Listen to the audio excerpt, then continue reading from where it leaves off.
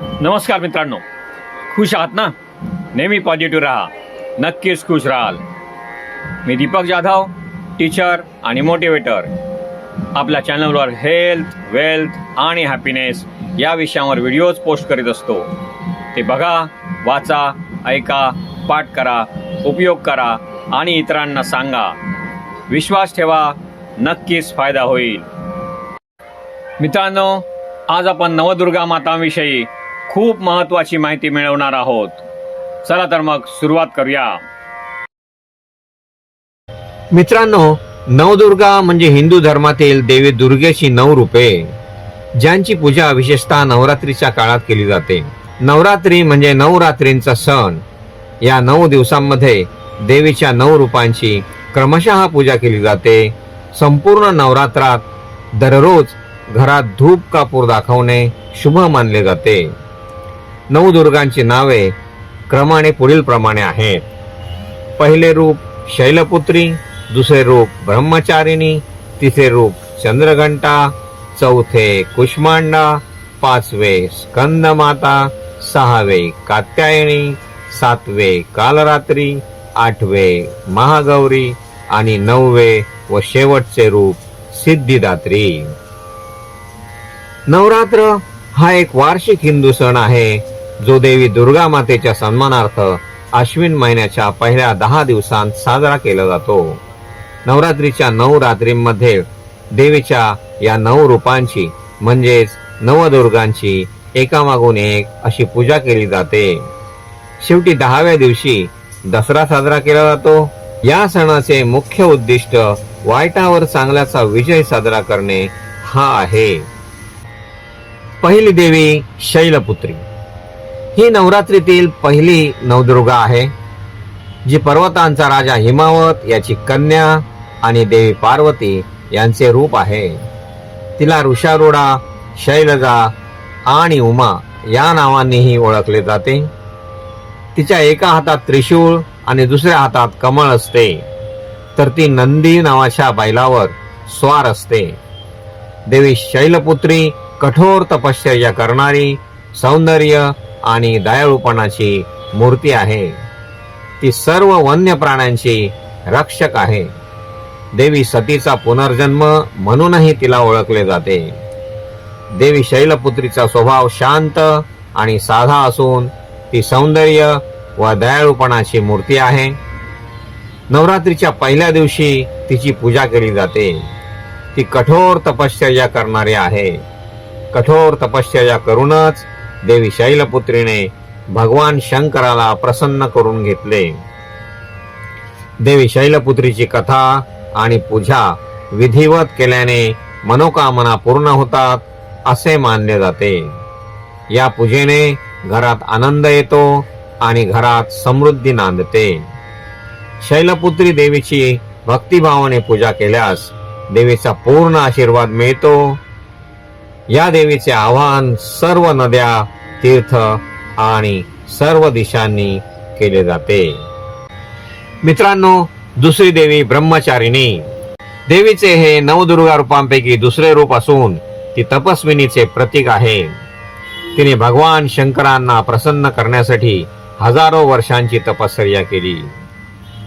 नवरात्रीच्या दुसऱ्या दिवशी तिची विशेष पूजा केली जाते. ही देवी उजव्या हातात जपमाळ आणि डाव्या हातात कमंडलू धारण करते व पांढरे वस्त्र परिधान करते. ब्रह्मचारिणी या शब्दाचा अर्थ ब्रह्मचार्य आचरण करणारी किंवा तपस्या करणारी असा आहे. ही देवी म्हणजेच तप आणि आध्यात्मिक वाढीचे प्रतीक आहे. नवरात्रीच्या दुसऱ्या दिवशी देवी ब्रह्मचारिणीची पूजा केली जाते. या दिवशी साधक आपले मन देवीच्या चरणी अर्पण करतात आणि अंतःकरण शुद्धीसाठी साधना व मंत्र जप करतात. देवी ब्रह्मचारिणी आध्यात्मिक वाढ, संयम आणि कठोर साधना यांचे प्रतीक आहे. तिची पूजा केल्याने भक्तांना ज्ञान आणि बुद्धी प्राप्त होते असे मानले जाते. मित्रांनो, तिसरी देवी चंद्रघंटा हे नवदुर्गांमधील देवीचे तिसरे रूप आहे, जी महाशक्ती दुर्गा देवीचा एक शांत व कल्याणकारी अवतार मानली जाते. तिच्या डोक्यावर अर्धचंद्राच्या आकाराची घंटा असल्याने तिला चंद्रघंटा असे म्हणतात. नवरात्रीच्या तिसऱ्या दिवशी तिची पूजा केली जाते. तिच्या भक्तीने संकटांचे निवारण होते आणि शांती प्राप्त होते. तिच्या मस्तकावर तिसरा डोळा असतो जो नेहमी उघडा असतो. देवीचे रूप अतिशय सुंदर, मोहक आणि अलौकिक आहे. तसेच ते शांती आणि कल्याणाची प्रतीक आहे. ती सिंहावर स्वार असते. तिच्या हातात अनेक शस्त्रे असतात. ती वाईट शक्तींवर विजय मिळवण्यासाठी वापरली जातात. नवरात्रीच्या तिसऱ्या दिवशी चंद्रघंटा देवीची पूजा केली जाते. देवी चंद्रघंटाचे स्वरूप परमशांतिकारक आणि कल्याणकारी मानले जाते. या देवीच्या भक्तीने भक्तांच्या समस्या आणि संकटांचे निवारण होते असे मानले जाते. ही दुर्गा देवीचे एक अत्यंत महत्वाचे आणि प्रभावी रूप आहे, जी वाईट आणि चांगल्या शक्तींमधील संघर्षात विजय मिळवून देते. चौथी देवी कुष्मांडा. ही नवरात्रीतील दुर्गा देवीचे चौथे रूप असून तिला आदिशक्ती किंवा ब्रह्मांड निर्मिती मानले जाते. आपल्या दिव्य हास्याने तिने विश्वाची निर्मिती केली, म्हणूनच तिला ब्रह्मांड निर्माती म्हणतात. तिच्या अष्टभुजा रूपात कमंडल, बाण, चक्र, गदा, अमृत कलश, कमळ, जपमाळा यांसारख्या वस्तू असतात. तिचे वाहन सिंह आहे. कुष्मांडा देवीची पूजा केल्याने भक्तांचे रोग शोक नाहीसे होतात आणि त्यांना शक्ती, बुद्धी व आरोग्य प्राप्त होते. जेव्हा सर्वत्र अंधार होता तेव्हा कुष्मांडा देवीने आपल्या हास्याने या ब्रह्मांडाची निर्मिती केली असे पुराणात सांगितले आहे.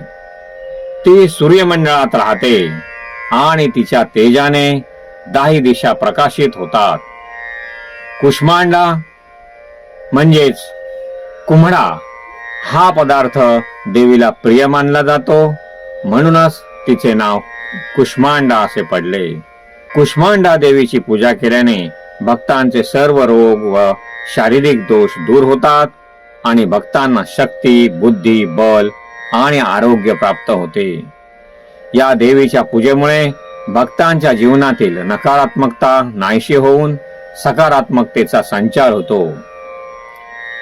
नवरात्रीच्या चौथ्या दिवशी कुष्मांडा देवीची पूजा केली जाते.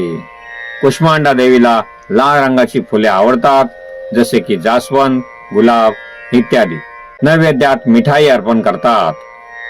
पूजेच्या वेळी हिरव्या रंगाचे वस्त्र परिधान करणे शुभ असते. मित्रांनो, पाचवी देवी स्कंद माता. ही महादेवीच्या नवदुर्गा रूपांपैकी 5वी शक्ती आहे. स्कंद म्हणजेच कार्तिकेय, त्याची आई म्हणून तिचे नाव स्कंद माता असे पडले.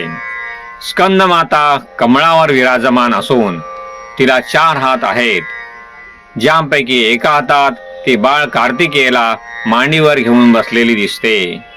नवरात्रीच्या 5व्या दिवशी तिची पूजा केली जाते, जी प्रेम आणि वात्सल्याचे प्रतीक आहे. वरच्या दोन्ही हातांमध्ये कमळाची फुले घेतलेली असतात. जेव्हा स्कंदचा जन्म झाला तेव्हा माता पार्वतीने स्वतःला स्कंद मातेमध्ये रूपांतरित केले आणि आपल्या मुलाची काळजी घेतली. तिने स्कंदाला राक्षसांशी लढण्याचे धैर्य आणि सामर्थ्य दिले, ज्यामुळे तो बलवान आणि धाडसी बनला. स्कंद मातेच्या पूजेने भक्तांना शुभ फळ मिळते असे मानले जाते. मित्रांनो, 6वी देवी कात्यायनी. ही देवी दुर्गेचे 6वे रूप आहे. नवरात्रीच्या 6व्या दिवशी तिची पूजा केली जाते. या पूजेमुळे भक्तांना धैर्य आणि संरक्षण मिळते. कात्यायनी देवीने अत्याचारी महिषासूर राक्षसाचा वध केला, ज्यामुळे पृथ्वीला त्याचे क्रूर शासन आणि त्रासापासून मुक्तता मिळाली. देवी पार्वतीने महिषासुराचा वध करण्यासाठीच कात्यायनी देवीचे रूप घेतले होते. नवरात्रीच्या सणामध्ये देवी कात्यायनीची पूजा 6व्या दिवशी केली जाते. कात्यायनी देवी भक्तांना धैर्य आणि सामर्थ्य देते. विड्याचे पान हे कात्यायनी देवीचे खूप आवडते खाद्य.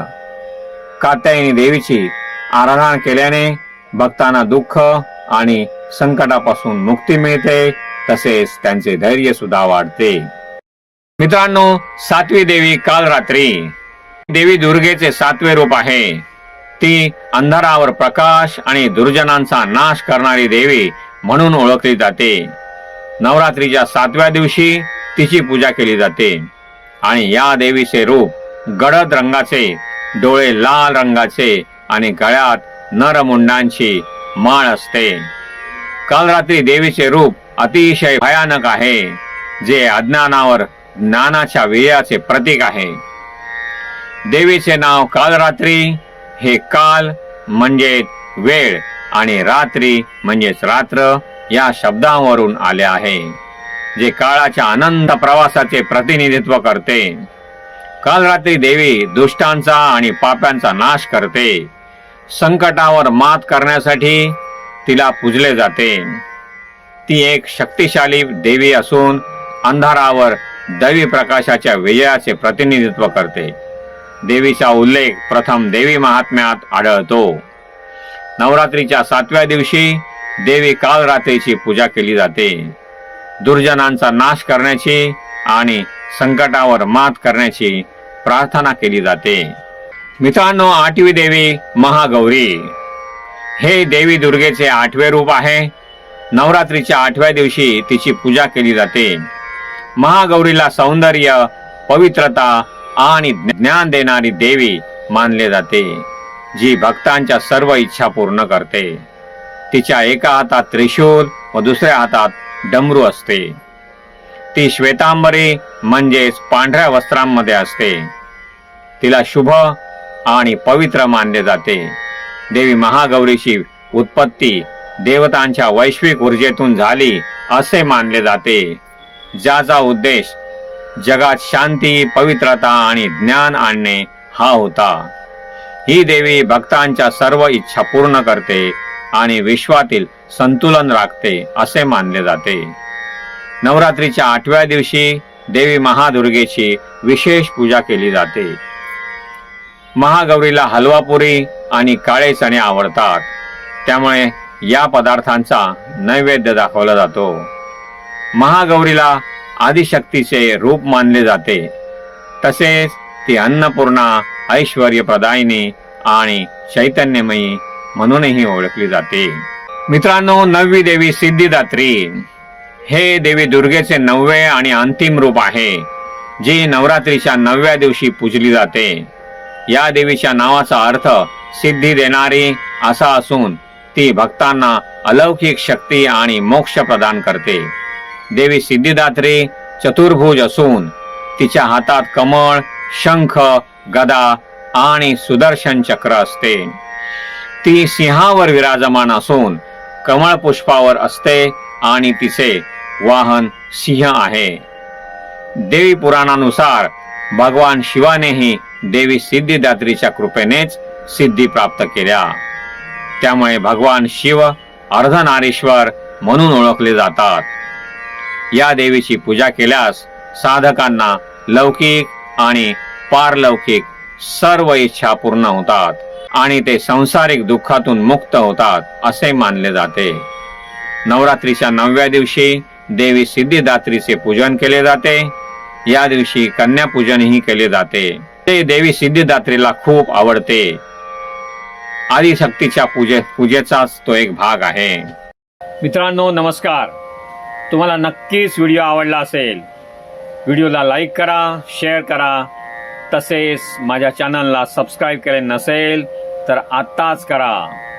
धन्यवाद.